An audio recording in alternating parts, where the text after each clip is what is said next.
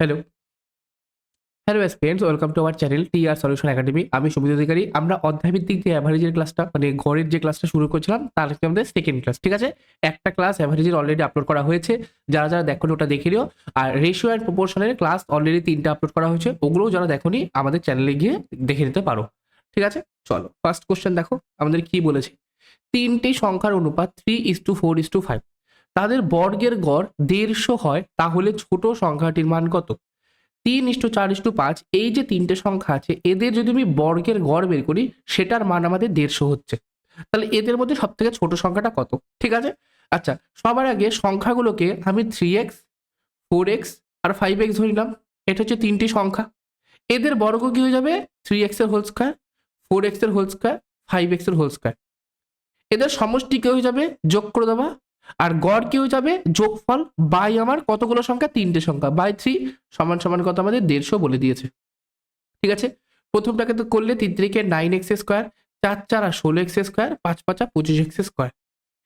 ঠিক আছে, নিচের যে তিনটা আছে সেটা ডান দিকে একবারে 150-র সাথে গুণ করে দিচ্ছি, 150 × 3। আচ্ছা, 9 আর 16কে যোগ করলে 25 হয়, 25-এর সাথে 25 যোগ করলে 50 হয়, তাহলে 50x স্কোয়ার। 50x স্কোয়ারের ভ্যালু 150 × 3। 50 দিয়ে 150কে কাটলে 3 5 15, মানে 3 50 150। তাহলে এক্স স্কোয়ার মানে 3 × 3, 3 × 3 মানে 3 স্কোয়ার, 3 3 9 মানে 3 স্কোয়ার। তাহলে এক্স স্কোয়ারের মান যদি 3 স্কোয়ার হয় তাহলে এক্স এর মান কত? 3। তাহলে এক্স এর মান পেয়ে গেলাম আমি 3। এবার তুমি বলো এই যে 3x 4x 5x, 3x 4x 5 এর মধ্যে সব থেকে ছোট কি আছে? সব থেকে ছোট 3x। তাহলে 3x এর মান কত? x এর মান 3 আর এটার মানও 3, তাহলে 3 × 3, 3 3 কত? 9।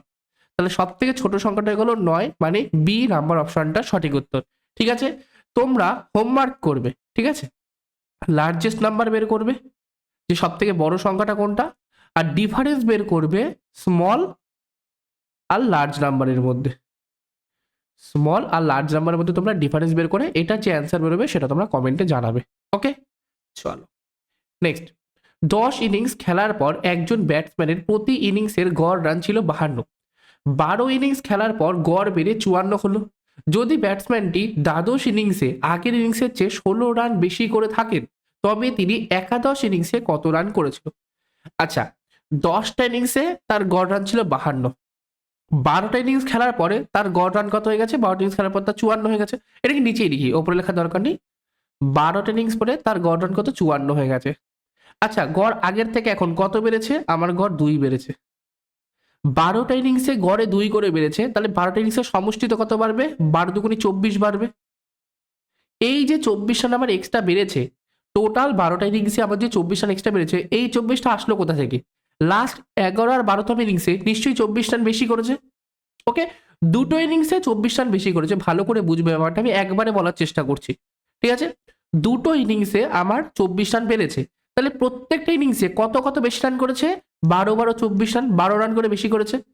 আগের গড় ছিল 52, আগে যদি গড় 52 হয় তার থেকে 12 রান এক্সট্রা করেছে এক একটা ইনিংসে, তাহলে ওই 11 আর 12 ইনিংসে কত রান করেছে?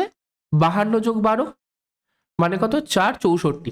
তাহলে 64 রান করেছে 11টা ইনিংসেও 12টা ইনিংসেও। এটা একটা ভাবে করতে পারো।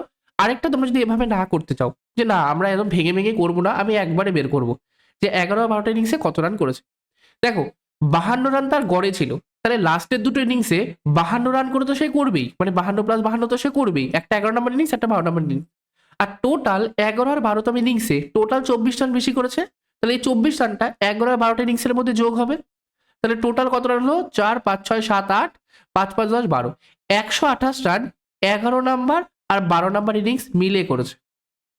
ঠিক আছে, এইবার কোশ্চেনে বলেছে দ্বাদশ ইনিংসে মানে 12তম ইনিংসে আগের ইনিংসের চেয়ে 16 রান বেশি করেছে। ধরে নিচ্ছি আমি একাদশ ইনিংস মানে 11তম ইনিংসে এক্স রান করেছে, তাহলে দ্বাদশ ইনিংসে কি বলেছে? 16 রান বেশি করেছে, তাহলে দ্বাদশ ইনিংসে এক্স প্লাস 16 রান করেছে। এটা 11তম ইনিংসের রান, এটা 16তম ইনিংসের রান, এটাকে যোগ করলে আমি 128 রান পেয়েছি। এই যে 11 12তম ইনিংসে 128 রান করেছে, হয়ে গেল। তাহলে 2x সমান সমান 128 মাইনাস 16, 6 7 8, 1 আর 1 2, এটা 1 112। তাহলে এক্স এর ভ্যালু 112/2, তার মানে 5 দুগুণি 10, 12 6 দুগুণি 12, তাহলে 56 রান। তাহলে একাদশ ইনিংসে কত রান করেছে? একাদশ ইনিংসে 56 রান করেছে। ঠিক ঠিক আছে, এখান থেকে মানে সোজা ব্যাপার, এর সাথে 16 যোগ করলেই 12তম ইনিংসের রান পেয়ে যাবা। তাহলে 12তম ইনিংসের, এক সেকেন্ড, এটা কি হলো, 12 ইনিংসে কত রান করেছে সেটা তোমরা আমাকে কমেন্টে জানাবা, হোমওয়ার্ক থাকলো। ঠিক আছে, যা 16 তোমরা যোগ করে দেবা, তাহলেই অ্যান্সার চলে আসবে। ঠিক আছে, চলো নেক্সট কোশ্চেন। তিনটি সংখ্যার গড় 77, প্রথম সংখ্যাটি দ্বিতীয় সংখ্যার দ্বিগুণ এবং দ্বিতীয় সংখ্যাটি তৃতীয় সংখ্যার দ্বিগুণ। তাহলে সংখ্যা তিনটি নির্ণয় করো। আমার কাছে তিনটে সংখ্যা, ফার্স্ট সংখ্যা, সেকেন্ড সংখ্যা, থার্ড সংখ্যা আছে। প্রথম সংখ্যাটা দ্বিতীয় সংখ্যার উপর ডিপেন্ডেন্ট, দ্বিতীয় সংখ্যাটা তৃতীয় সংখ্যার উপর ডিপেন্ডেন্ট। তাহলে তৃতীয় সংখ্যাটাকে আমি এক্স ধরি। তৃতীয় সংখ্যা যদি এক্স হয়, দ্বিতীয় সংখ্যাটা তৃতীয় সংখ্যার ডবল, মানে এটা 2x। আর প্রথম সংখ্যাটা দ্বিতীয় সংখ্যার ডবল, মানে এটা 4x। ঠিক আছে, এদের গড় 77। এদের গড় মানে কি, 4x plus 2x plus x by আমার 3, এটা হচ্ছে 77। তাহলে এটা করলে 4 5 6 7, 7x ইকুয়াল টু 3 গুণ 77। ওদিকে 77টাকে নিয়ে গেলাম, 77কে কাটলে 11, তাহলে x সমান সমান 33। তার মানে ছোট সংখ্যাটা এই যে x, তৃতীয় সংখ্যাটা হলো 33। এবার দেখো বাকি সংখ্যা তোমার না বের করলেও হবে, কারণ 33 আছে, শুধুমাত্র একটা অপশানেই। তাহলে এখান থেকেই বি নাম্বার অপশনটা ঠিক করে দিতে পারি, আর কিছু চেক করারই দরকার নেই। ঠিক আছে, নেক্সট কোশ্চেন। 143টি সংখ্যার গড় 945, যদি প্রত্যেক সংখ্যাকে দ্বিগুণ করা হয় তাহলে নতুন গড় কত হবে? আচ্ছা, আমরা যখন কোনো একটা নির্দিষ্ট এক্সটি সংখ্যার গড় ধরো ওয়াই বলেছে, এক্সটি সংখ্যা আমি জানি না কটি সংখ্যা, এক্সটি সংখ্যার গড় ওয়াই। এবার এর যদি প্রত্যেকটা সংখ্যাকে আমি ডবল করি, 2 দিয়ে গুণ করি, তাহলে গড়ও আমার ডবল হবে। হলো, প্রত্যেকটা সংখ্যার সাথে যদি আমি 2 যোগ করি, 2 না ধরো 5 যোগ করলাম, তাহলে গড়ও আমার 5 যোগ হবে। প্রত্যেকটা সংখ্যাকে আমি ধরো 6 দিয়ে ভাগ করলাম, তাহলে গড়ও আমার 6 দিয়ে ভাগ হবে। আর কি পড়ে থাকে, বিয়োগ। প্রত্যেকটা সংখ্যা থেকে ধরো 4 বিয়োগ করলাম, তাহলে গড়ও আমার 4 বিয়োগ হবে। মানে আমি কি বোঝাতে চাইছি, যে প্রত্যেকটা সংখ্যার সাথে আমরা যা ইকুয়েশন করি, গড়ও আমার সেম ইকুয়েশন হয়। ওকে, তাহলে এখানে বলেছে 143টা সংখ্যার গড় আমার 945। যখন আমি প্রত্যেকটা সংখ্যাকে দ্বিগুণ করছি, একে যখন আমি দ্বিগুণ করব, তখন নতুন গড় কত হবে, নতুন গড় এর ডবল হবে। 5 দুগুণে 10, 4 দুগুণে 8 9, 9 দুগুণে 18, তাহলে নতুন গড় আমার হয়ে গেল 1890।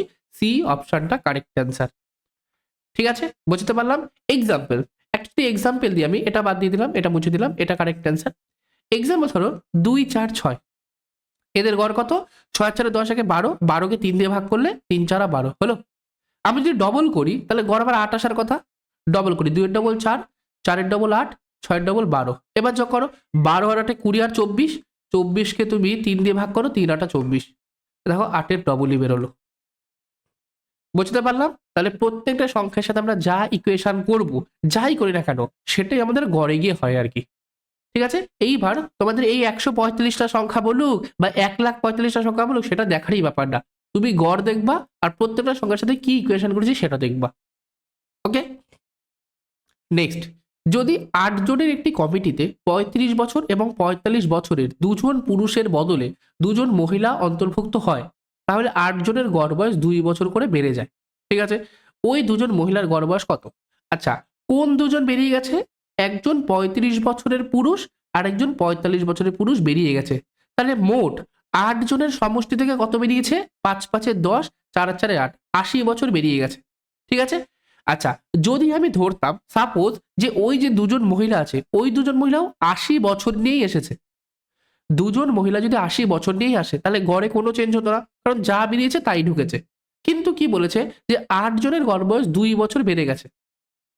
8 জনের গড় বয়স 2 বছর বেড়েছে, তাহলে 8 জনের সমষ্টিতে বয়স কত বেড়েছে? 8 দুগুণে 16 বছর বেড়েছে। এবার 2 জন বেরিয়ে গেছে, বাকি 6 জনের তো ফিক্সড বয়স ছিল, ওই 6 জনের তো বয়স কোনো চেঞ্জ হয়নি। তাহলে 16 বছর যে এক্সট্রা, এটা কোথা থেকে আসলো? নিশ্চয়ই নতুন যে মহিলা দুটো এসেছে তাদের বয়স 16 বছর ওদের সমষ্টিতে বেশি ছিল। তাহলে ওই 2 জন কত বছর নিয়ে এসেছে? 6 আর 9, 96 বছর নিয়ে এসেছে।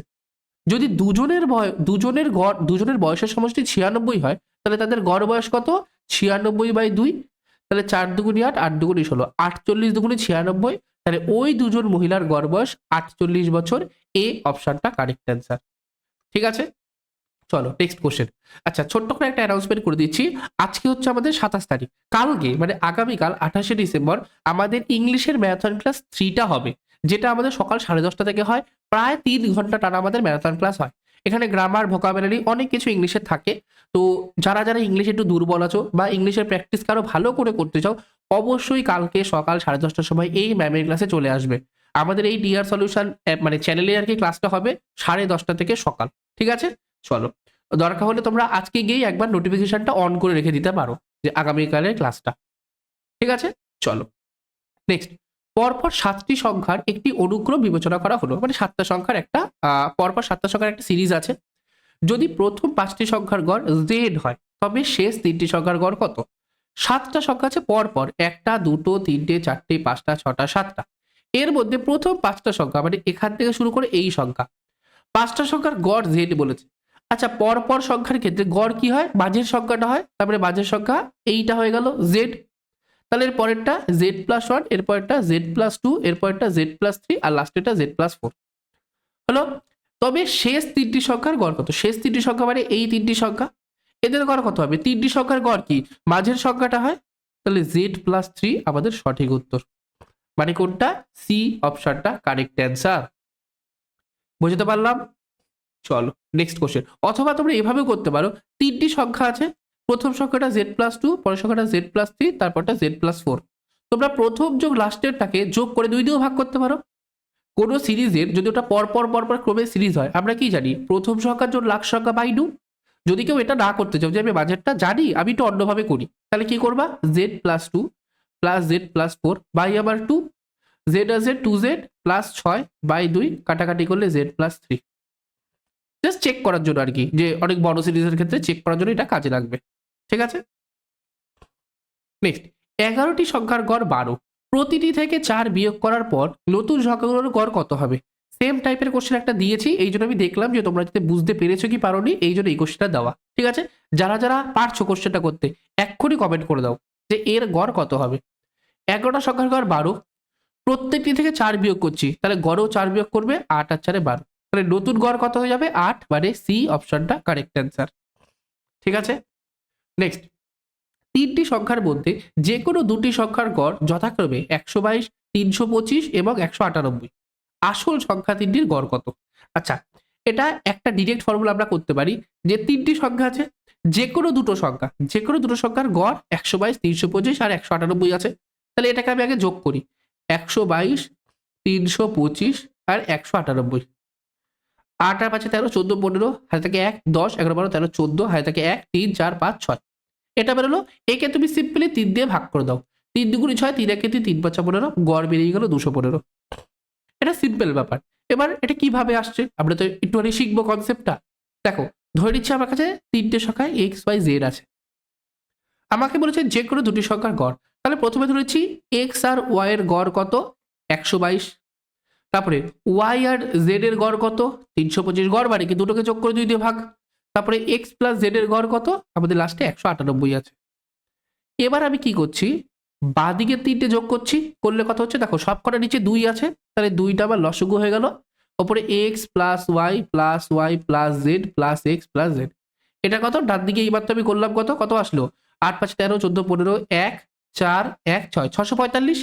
এবার তুমি এটাকে ভাবো, এখানে দেখো আবার দুটো x আছে, দুটো y আছে, দুটো z আছে, বাই 2 আছে, ইকুয়াল টু 645। আমি যদি সবকটাকে 2 কাটি বা 2 কমন দিয়ে কেটে দিই, তাহলে x plus y plus z equal to কত? 645 বেরোবে। মানে 3টি সংখ্যা